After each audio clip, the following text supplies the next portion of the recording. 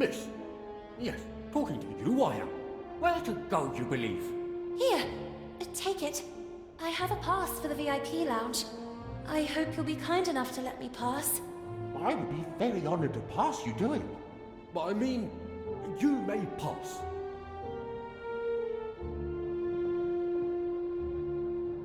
Lana?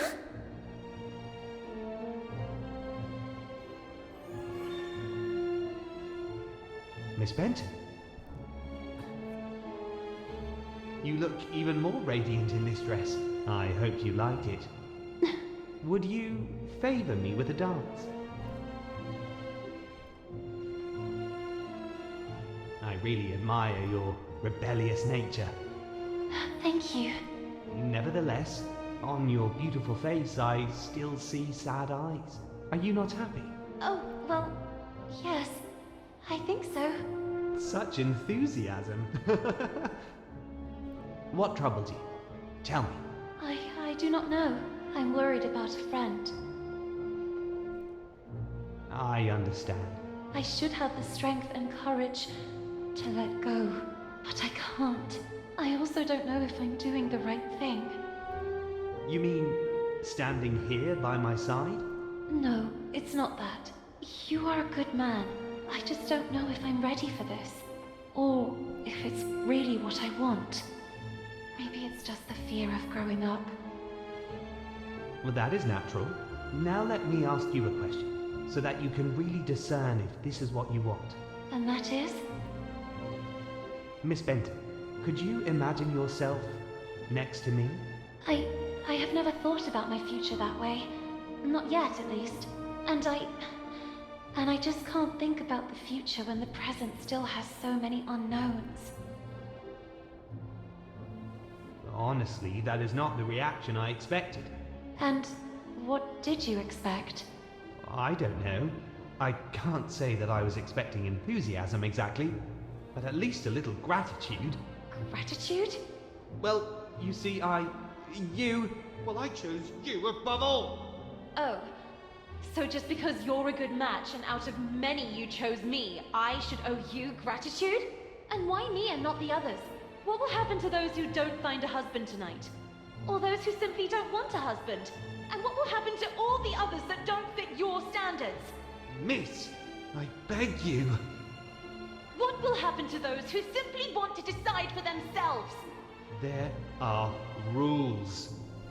Rules dictated by whom? Who decides who we should love, how to dress, how to behave? Why can't our distinguishing qualities define us? Miss Benton, this is how the world works. This is how it is decided. What is the point of having dreams and aspirations, aiming for a better future, if everything is already decided? What is the point of having a voice if no one knows how to listen to it? Let your voice be heard! Let your voice be heard, girls! Marcel, stop! You're making fun of me. I thought you liked my rebellious nature. But now I understand why. You hoped you could tame me like you do a filly. Twitty, my heart! Who is this slob you're with here? How could you replace me like this? Who are you? You scoundrel! My husband suspects us. And you go flirting flower to flower. Little duck from my pond, how could you betray me? My good man, there must be a misunderstanding. I don't know your lady. Basie, you're back. My dear gentleman, I demand a duel. Buttercup, I'm so sorry, but Twitty and I are one now, and no one will ever be able to separate us. I love him! Duel, duel. Thank you, Basie. Thank you with all my heart.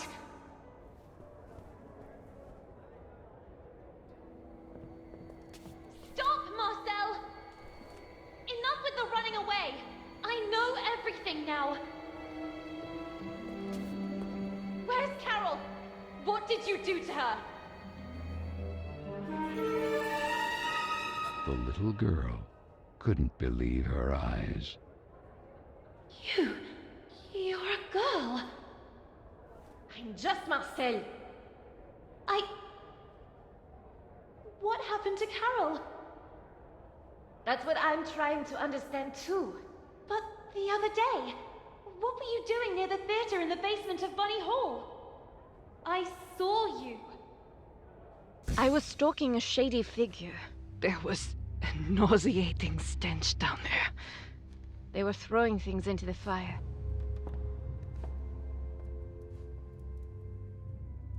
And in the midst of what looked like waste paper, I immediately recognized some of my letters. And Carole's handwriting. I was trying to get them out when suddenly I heard you coming.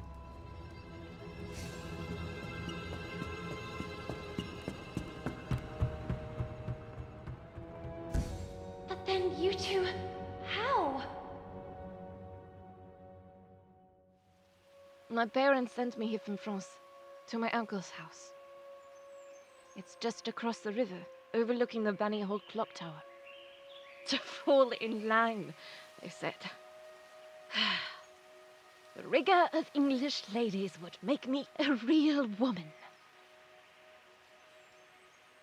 When one day, at the window, I noticed something at the edge of the river. It was a bottle, and inside that bottle was a letter. Were I the wind, I'd blow no more on such a wicked, miserable world. And yet I say again and swear it now that there's something all glorious and gracious in the wind. It was Moby Dick. I recognized it immediately. I'd read it so many times.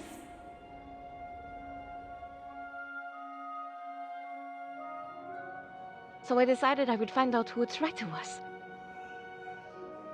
And so it happened that one day, on the occasion of an open-door event, a reading group meeting was being held at Bunny Hall. And then, she appeared. Were I the wind, I'd blow no more on such a wicked, miserable world. And yet, I say again, and swear it now, that there's something all glorious and gracious in the wind. It was her. It was Carole.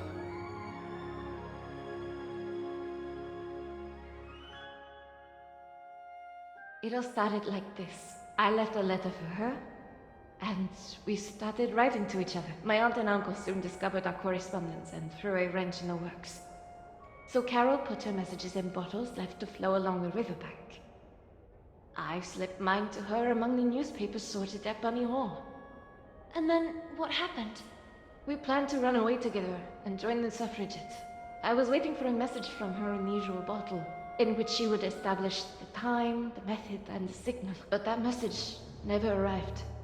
That letter! I saw it! It was in the flames! Someone must have found it, made it disappear, trying to cover up everything else. But who? What do you think really happened to her? Nothing good, I fear. Especially after finding these in the heater. Carole's glasses. Then you took these out. One moment. Now I remember. It's not the bottom of a glass, but the missing lens. Vicky and the others were right then. Frank. Duel. Duel.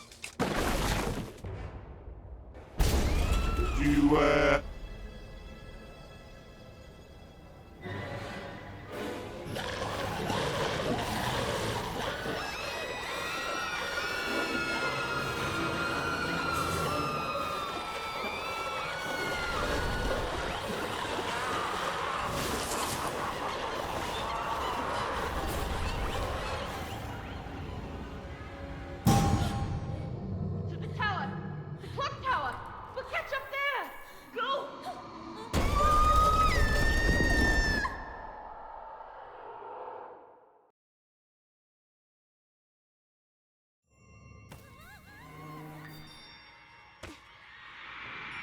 The little girl couldn't believe her eyes. Bunny Hall was in a frenzy. And Frank, he had always been behind all this.